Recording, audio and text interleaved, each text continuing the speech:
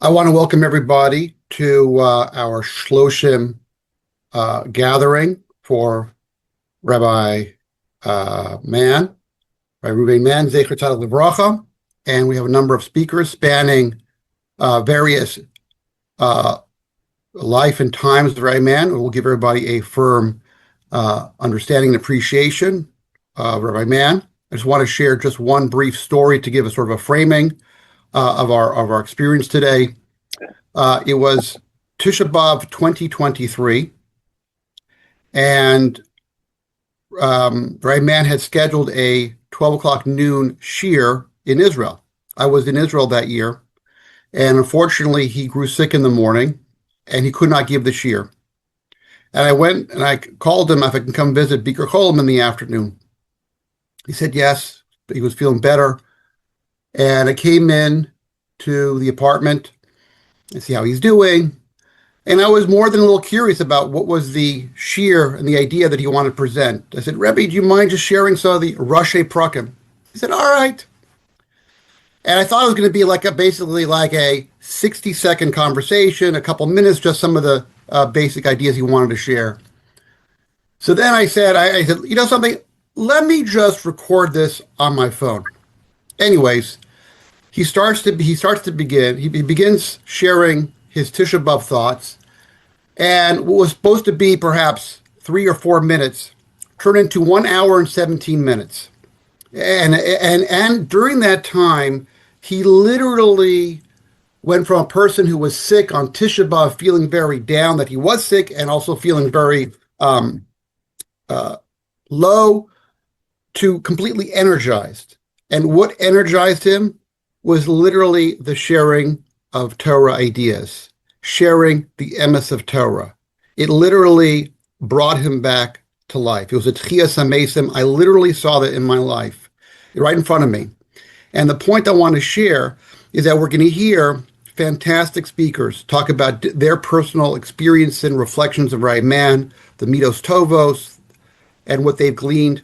And what I want everybody is that Rabbi Mann was a person who was animated by Torah, who was revived by Torah, and our goal as a community is to take those virtues and values, the derech halimud, to share it, to expand it within ourselves, with our children, our grandchildren, and of course our talmidim, and by extension, the world. So the lessons that we're going to learn today collectively from all the speakers should be a source of inspiration and growth moving forward. That is the purpose of the Shloshim gathering, to learn more deeply about Rabbi Mann and which each individual person on their level can take forward to have the redemptive and energizing element of Torah in our lives, in the lives of the people that we care about. Without further ado, it gives me great pleasure to call upon Rabbi Chaim-Ozer Chait, who probably here knew him the longest, and I'm going to have him kick off our proceedings.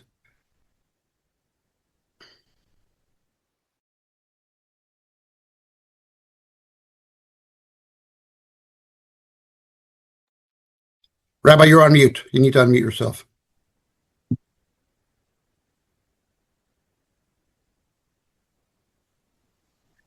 Hold on. Okay, can you hear me now? Excellent, thank you.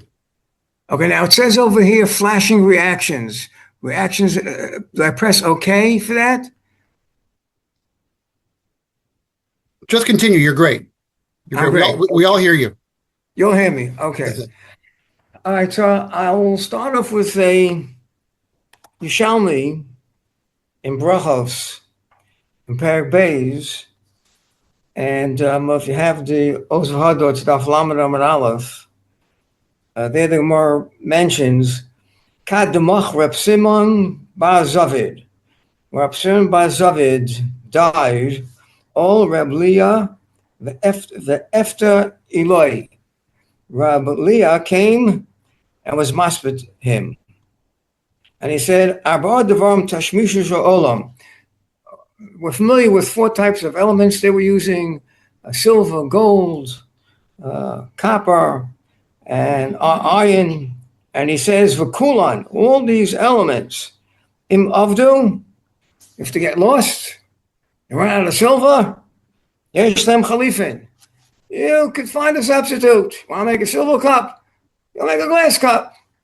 Run out of gold, you want a gold necklace? You'll find something else. You'll find a bronze necklace. All these will have a substitute for you. Aval, he says, Talmud Chacham, a Talmud Chacham, Shemes, that dies, mi veli lanu chalifaso. Who could exchange him? Mi veli lanu tumuraso. Who could find a substitute for him? Chacham ayin timsa. And where will you find his chachma? Heza makam bina. And where will you find his understanding? V'nelam me'ene kochai. It's lost. It can't be replaced.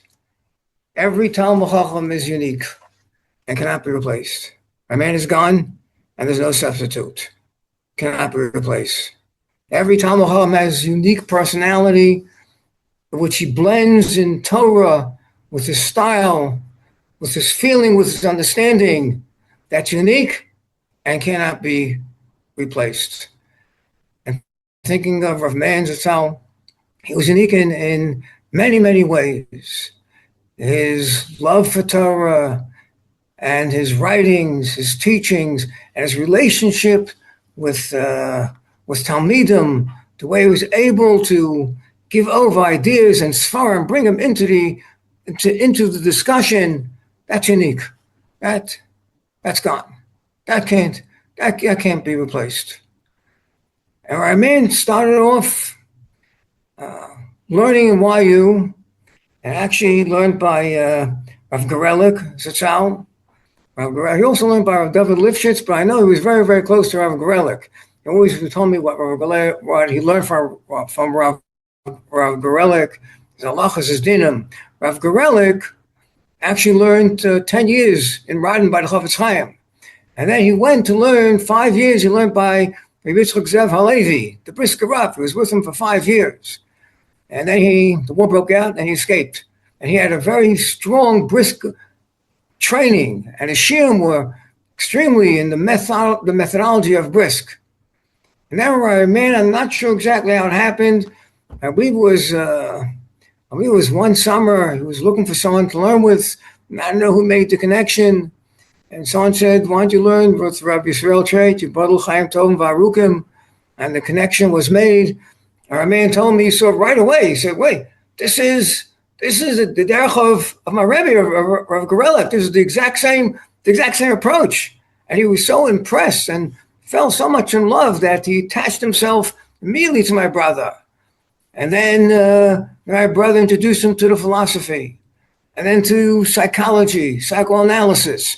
All this chachma, I remember the way he was absorbing it with such eagerness, with such love, because it's a love for chachma. And he had a unique way of explaining parshos by blending all these things together. Many times I would read his thoughts on the Sedja, and sometimes I see he starts over with a question, say, wow, what a beautiful question. How did I miss that question? It's so obvious. And his answers, the way he worked out his answers, and he blended everything together. I was able to hand it over to his Talmidim and Talmidot, and to write him and print him in such a clear, analytical way. And that can't be replaced. That's gone. But we could work in his path and follow his steps. And I would just like to add that I've been involved in the HaRav for about 7-8 years. And when I first got involved, it was very, very difficult. Everyone was telling me it's asa, you can't go up, it's asa. And I went to speak to a lot of big Talmidei Chachamim. I looked as far as I could see, there's no issa. I went to Rav Hershel Shechter, Shlita, and he said, yeah, right, there's no issa, but I don't go up for this reason. I went to Rav Eshi Reichman, Shlita. So yeah, Apidin, you're right, but I don't go up. And he gave me his reasons. Actually, he went to Rav Shlomo Fisher, Zatzal. Shlomo Fisher was a tremendous Talmud Chacham. Actually, if you want to know more about him, she asked for Uri Plachowski. He was very close with him. He was very old when I went to him. And I spoke to him, and he said, I'm right. There's no Issa, but he doesn't go up. I asked him why. He gave me his reason. I started trying to argue with him, and he was very straightforward. He said to me, you want to know my opinion? I told you my opinion. You can have your opinion. This is my opinion. I told you my opinion, and there's no sense continuing the conversation. So it was haunting me. What am I doing? Everyone says it's mutter, but we don't go up. So I said, I have to find someone that I could go over the sugya with, someone that's a clear thinker, someone that could see the truth of the subject and weed out the emotions from the logic. Of course, that's what Rabbi Mann, he was in Israel. So I called him up. So he said, no, he's not in the sugya. I said, okay, you're not in the sugya, but listen, just listen to me the way I explain the Rambam. Tell me if I explain it right. Listen to me the way I explain the Rishonim. Just let me know if there's a mistake. Let me know if there's a mistake. And okay, that he agreed to.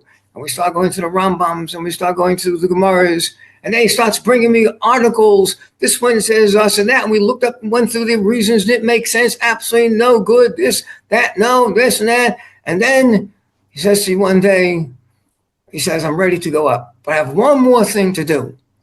I have to ask my Rabbi, my brother, Yibadal Chaim Varukam. I said, of course. Now, I already knew what the answer was going to be because I also spoke to my brother about it. I knew the answer would be positive, but he wanted to speak to his Rebbe. I waited, and then he called me up. He's ready to go up. At that time, he was learning with Danny Rosenthal. Danny Rosenthal's the child. We used to have a Seder every morning together. And he's telling me that he's going over this with Rabbi Rosenthal. He also is going to come up. I have to tell you, Rosenthal Zatzal was also a very special person. He knew my brother way before, or a good couple of years before Mann, and they had many deep discussions in philosophy. They were writing back and forth and philosophical ideas. This was before the era of emails and chats, and they spent hours writing back and forth. Actually, one time, just B'Kitzur, we had a job. My brother and I had a job working for Kosher Cholav Yisrael Milk. It was before Pesach. They needed extra people to go up to the farms, so they would they pay for us, of course, to go up there. They got a little room for us, and they milk every 12 hours, 4 to 6. I was about 14, 15. My brother was 20, 21, and I'm going to bed. We're in a room going to bed. I see he's writing and writing. I said, who are you writing to so late? So he has to answer Danny Rosenthal. He asked me a philosophical question. I must answer it before I go to sleep. I dozed off. And he was writing and writing. So it was a very close tie with Rabbi Rosenthal, and also a great, clear, philosophical thinker. And our man says that Danny Rosenthal is coming with us also. And we went up, me, my son, Shmuel David, and Rabbi Myers and Shmuel David were with me right from the beginning. And I told him that Rabbi Mann and Danny Rosenthal, they're coming up with us. It sort of gave us a strong sense of security. It's true. Everyone said you can go up, but we don't go up. It was disturbing. I went up with questions of insecurity, bewilderment. But once Rabbi Mann said he agrees 100%, that's the right thing to do. It gave me, Shmuel David, and Rabbi Myers a sense of certainty and security, and I was able to go up with more and more energy. And I didn't have a feeling like that until I went up with Rabbi Moshe Tendler. Moshe Tendler, he would go up twice a year. Every time he came to Eretz Israel, he said he goes up to HaRav. I went up with him a few times. He told me, sat down with Rabbi Moshe, went over everything. All this strengthened my security, but was a very strong feeling when you have a Talmud Chacham like Rabbi Mann, Rabbi Rosenthal, Rabbi Tendler, going up with you. There's one thing if a guy says he can go up, but Eino Doma Shmiel Ariya. When you see the thing, it gives you an extra sense of confidence and security. And that was Rabbi Mann. He was able to take on difficult topics and able to weed out the difference between clarity, emotions, and pure halacha. And was able to transmit it with such feeling and enthusiasm to his talmidim, talmidot. He's able to put it in writing with such clarity and understanding that it spread from one to another. Yeshuvim were getting his writings, his books, his writing on the website of Marshall Gisser. All this he was able to do with such perfection. Ideas and concepts were being given over. And then later, Chaim-Ozer came up with us also added. So you feel the groups are growing and growing. But actually, it was about a year ago. There was a group of women who go to HaRav, and they were putting together a little pamphlet in English for American women which want to go to HaRav and want to know the halachas. And they called me up. They asked me if I would help them with it. I said, of course. I said, but I want you to know, I have a friend who's a professional writer, or a man. If he will come aboard, that will be the best thing that you could have. I called Rabbi Mann. I said, yeah, absolutely. And we sent him over all the material. He read it over, made the corrections, made the adjustments, and it was actually the day he was niftar. The one in charge of the pamphlet, she sent me an app that they're finishing it up, and they're on the acknowledgement page. And I wrote back to her, man just passed away less than 2 hours ago. But the thought that went to my mind at that time was, my man is no longer with us. He cannot be replaced. But even at his patira, his Torah is still going on. His Torah is still being recited. And I like to say that the Rambam says, the famous Rambam in Hilchos Talmud Torah, the Rambam says, B'shlosha katarim nichtu Yisrael. 3 crowns were given to Klal Yisrael. Keter Torah, the crown of Torah, Keter Kahuna, the Keter Malchus. Those are the 3 crowns. Kahuna, that was given to Aaron HaKohen. Malchus was given to David HaMelech. But the crown of Torah, the Rambam says, Munach, the crown of Torah is here lying, ready for anyone who wants it. Rabbi Mann took the crown of Torah. He saw the beauty in the crown. He took the crown of Torah. And he took the crown of Torah that was given to him by my brother, Yibadul Chaim Tov Marukim, who has the crown of Torah from his Rabbeim, the Rav Moshe Zitzal, who took it from their Rabbeim, from their fathers, to trace it back to the Gra, to the Rishonim, to the Rambam, Rashi, the Balitosis.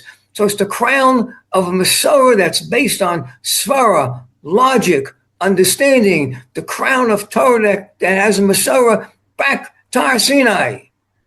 And Rabbi Mann took the crown, and everyone, when he takes the crown, wears it in his own way, has it shining in his own way. And his crown shone all over. It shone through his Talmidim. He was giving shirim till his dying day. He was giving shirim here in America with the Zoom and all over, writing and printing. And that was the crown that he wore.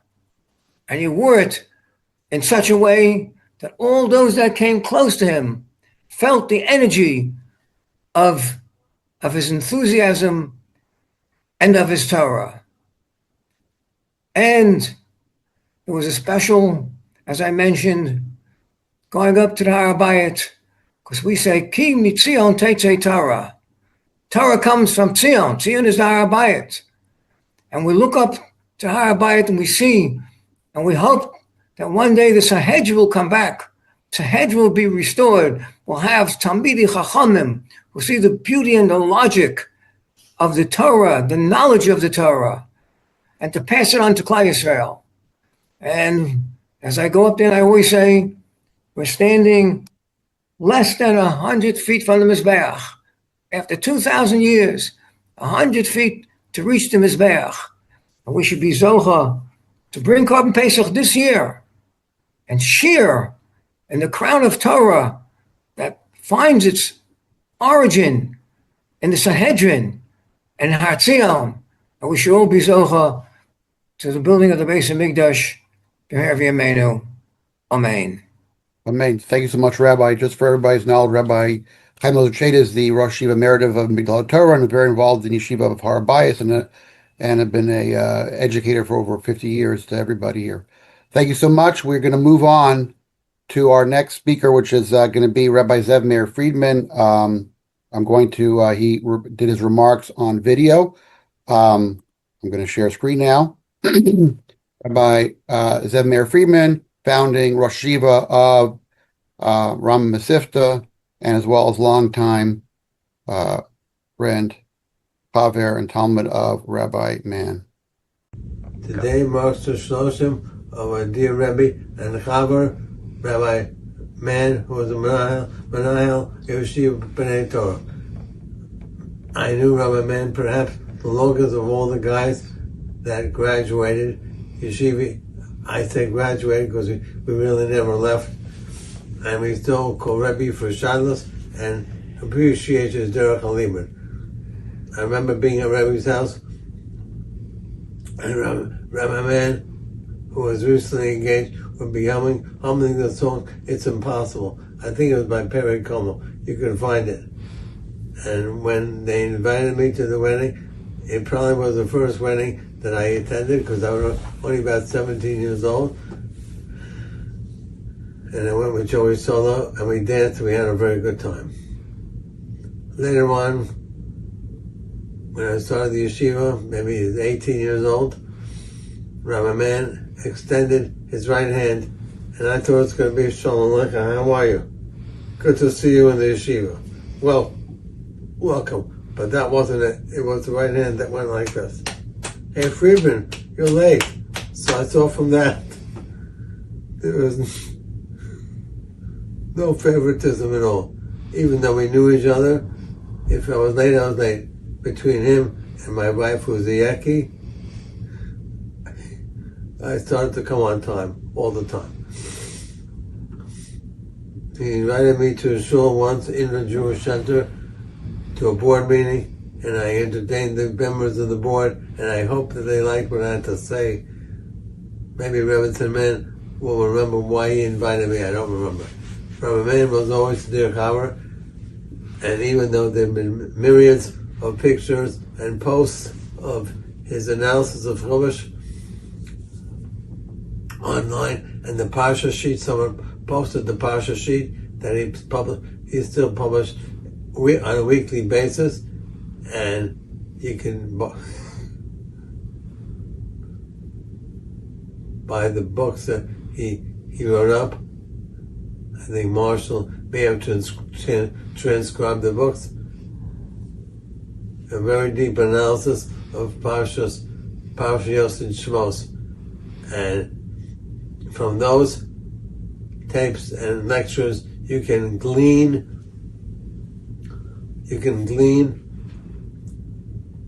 practical messages in terms of his philosophy, which is really the philosophy of the yeshiva. I remember he used to come to Rebbe's Sunday shiur every Sunday, and meticulously he would take notes. And one shiur that stands out in my mind, actually they all do, one shiur that stands out in my mind was the shiur of Ki Yisireh Eshor Sanachol Tacha Vovetz Tachas Maso V'chadalto Me'azov Imo Lo Azov Ta'azov Imo. And Targum Okla says, if you see the oxen of your friend buckling go under his load, he says, Mishbak Tishbak Madim Believe Chaloi. Put aside all of your feelings in your heart against this guy, and you have to help him. So,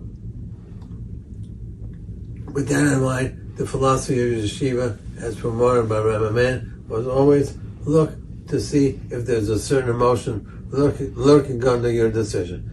And I would talk to him about different issues, and always expose the emotion, you're doing that because of this and this and this.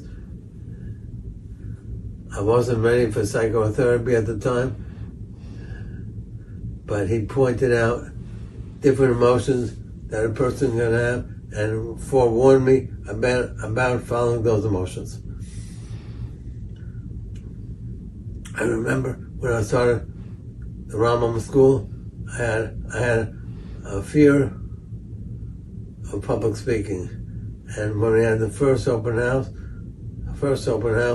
which was in 1992, a man volunteered to come and sit in the front row, to be there, to hold my hand, and make sure everything is good. He motioned to me, everything is fine. So therefore, it gave me a boost of confidence in terms of the presentation. And I think it was a very good presentation. If anyone asks, you can look back at the presentation from 1992, and Rabbi Mann was in the front row. A year or two later, in 1993 or 1994, when we set up a minyan in Rambam for Rosh Hashanah Yom Kippur, we had a large crowd, and Rabbi Mann would go with me to the airport to a quiet place and share with me his drushes that he was about to do at the Individual Jewish Center. I gave those very same drushes in my own words, and the people really enjoyed it. So that was really typified what Rabbi Mann was about, a Baal Chesed. He didn't enjoy Chesed because there's a job to do and he's checking a box. It was the natural outgrowth of his personality. He really felt it's an important thing to do, to help another Jew. I also had the opportunity to go on many vacations or trips, with road trips, as he called it, with Rabbi Mann. I forgot, let me interject. Back in the day, we used to do the beach club. We'd go to the beach when it was not cold, early in the morning. Me, Rabbi Mann, and Bruce, other guys, so that we could go swimming in the beach. I'm not a big swimmer, but we went anyway to the beach club and discuss ideas as we were sitting on Atlantic Beach. So we went frequently to the beach club and enjoyed each other's company, and really, I think that's another part of Rabbi Mann's personality, which was not expressed in the chat or the tapes or the pictures that were sent. Yes, there's pictures of me eating in the restaurant with Bernie and Shirley, and the Moskowitz, myself and Renee went out with him just a few months ago in Yerushalayim. So the pictures of us and Rabbi Mann and Linda sitting in the restaurant enjoying a good meal. But that was not what his essence was. His essence was Torah and the rejection of Sheker. If you ever discussed an idea with him, he was quick to point out that's a ridiculous idea. It does not make any sense. And he'd show you why it doesn't make any sense. So he was an individual that really loved the truth and embraced the truth and would reject anything which is not true and would be adamant against it. And oftentimes suggest his interpretation of the very same question that you asked. It wasn't the same answer that you gave, it could be a different answer. So I think part of the personality of Rabbi Mann was he lived a Torah life, but with joy. It wasn't out of guilt, it wasn't out of a sense of obligation. That was him. He really enjoyed living a life, jogging, going out on a day trip, on the beach club, and other activities. So he really personified an individual that was totally committed to Torah and the truth, and yet concomitantly was able to live a life that embraced the joy of Chacham with Hashem and the joy of everything we have. He's a Baruch.